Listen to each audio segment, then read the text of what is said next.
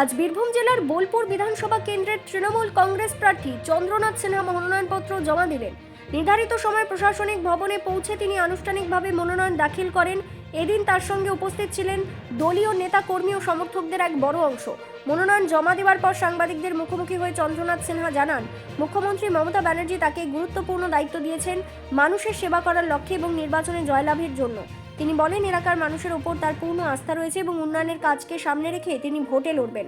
তিনি আরও দাবি করেন, বোলপুরের মানুষ তৃণমূলের উন্নয়নমূলক কাজের পাশে রয়েছেন এবং এবারও তারা তাকে জয়ী করবেন। আত্মবিশ্বাসের সুরে তিনি জানান, এই নির্বাচনে তার জয় নিশ্চিত বলেই তিনি মনে করছেন। মাননীয় মুখ্যমন্ত্রী মমতা ব্যানার্জি এখানে দায়িত্ব আমাকে দিয়েছেন। আমি তাই সমস্ত নেতৃত্বকে সবাইকে নিয়েই এসেছিলাম নমিনেশন ফাইল করতে। নমিনেশন ফাইল করলাম এবং মাননীয় মুখ্যমন্ত্রী যে কথা দিয়েছি জেতার জন্যই ফাইল করলাম, জিতবো। আর এবার জিতবো, লিড বাড়বে, এটা তো সহজ কথা। এটা আবার বলতে হয়, লিড অনেক বাড়বে।